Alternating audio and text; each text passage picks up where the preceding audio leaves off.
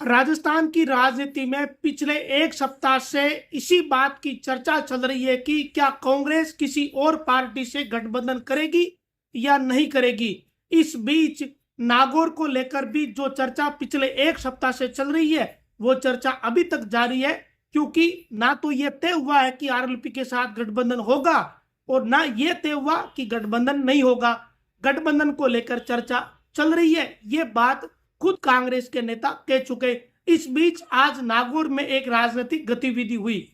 राजनीतिक गतिविधि ये हुई कि पूर्व उप जिला प्रमुख व कांग्रेस के नेता सहदेव चौधरी के पुत्र पूर्व पीसीसी सदस्य वीरेंद्र चौधरी आज नागौर आए। वीरेंद्र चौधरी ने नागौर में आज प्रेस वार्ता करी और राहुल गांधी ने जो 5 भरोसे दिलाए हैं उसे लेकर अपनी बात मीडिया के सामने रखी। इस दौरान मीडिया ने उनसे पूछ लिया, आप अचानक क्यों आए हो, क्या कोई चुनाव लड़ने का मन है। इसके जवाब में वीरेंद्र चौधरी ने कहा, अगर पार्टी चुनाव लड़ाएगी तो वो जरूर लड़ेंगे। और इससे ये बात पता चलती है कि कहीं ना कहीं पूर्व उप जिला प्रमुख सहदेव चौधरी के पुत्र वीरेंद्र चौधरी का भी मन है कि लोकसभा में वो दांव चले और पार्टी उन्हें टिकट दे। अब निर्णय कांग्रेस को करना है, क्योंकि इंपॉर्टेंट बात यही है कि अभी तो गठबंधन को लेकर चर्चा चल रही है।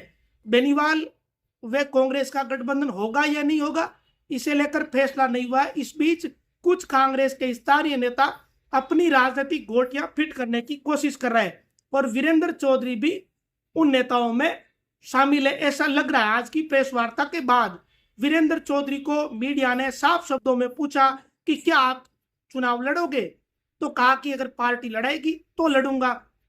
और गठबंधन को लेकर भी पूछा कि यहाँ तो गठबंधन की चर्चा चल रही है, तो आप क्या करोगे और आपका क्या मानना है। इस पर उन्होंने कहा कि मेरे हिसाब से और हम जो कांग्रेस के कार्यकर्ता है उनके हिसाब से नागौर जिले में कांग्रेस खुद एकदम मजबूत है और कांग्रेस खुद के दम पर चुनाव जीत सकती है।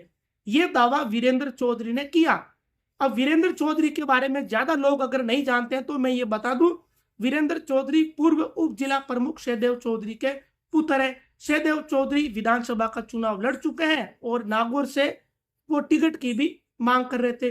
पिछली बार उन्होंने जिला प्रमुख का चुनाव भी लड़ा था, लेकिन भागीरथ राम चौधरी चुनाव जीत गए थे। और एक और परिचय उनका दे दें, एक निजी न्यूज चैनल फर्स्ट इंडिया जो चैनल है उसके वो मालिक भी है वीरेंद्र चौधरी। तो कुल मिलाकर राजनीति में दांव खेले जा रहे हैं। ये दांव किस लिए खेले जा रहे हैं, क्या इसके पीछे की गणित है, ये ठीक ठीक अभी समझना बड़ा मुश्किल है। एक तरफ बेनीवाल के साथ गठबंधन की चर्चा चल रही है, तो दूसरी तरफ कांग्रेस के स्थानीय जो नेता है या जयपुर स्तर के जो नेता है वो अपना दांव चल रहे हैं। तो राजनीति में यह रस्साकशी दांव का खेल अभी चल रहा है। आज बेनीवाल ने साडोकन गांव में कहा कि महाशिवरात्रि के बाद सब अच्छा होगा, आप सब लोग उत्सुक हैं। तो उन्होंने धीरे से अपना एक पत्ता फेंका और पब्लिक इसे समझ भी जाती है। इशारों में उन्होंने एक बात कही कि सब ठीक होगा।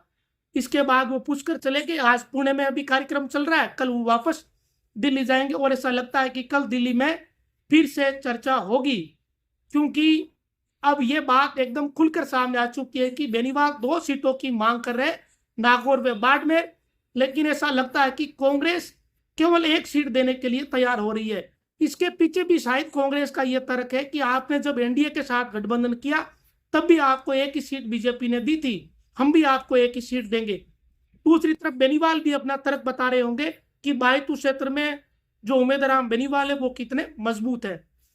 तो ये राजनीतिक रस्साकशी अभी जारी है। एक चर्चा ये भी चल रही है कि खुद बेनीवाल चुनाव नहीं लड़ेंगे, वो अपनी पत्नी कनिका बेनीवाल को चुनाव लड़ा सकते हैं। और ये काफी हद तक हो भी सकता है। वो इसलिए हो सकता है क्योंकि एक महिला के सामने अगर महिला प्रत्याशी उतारी जाएगी और कनिका बेनीवाल पॉलिटिक्स में बिल्कुल नया चेहरा होगा। और हमेशा ही राजनीति में ये होता है कि नया चेहरा जो अचानक पॉलिटिक्स में आता है वो कंपटीशन दे देता है।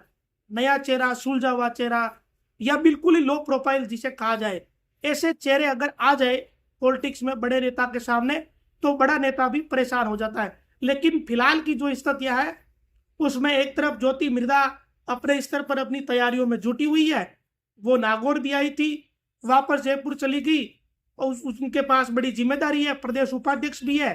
तो शायद वो बीजेपी के स्तर पर अपनी अपनी तैयारियों में सब जुटे हुए होंगे।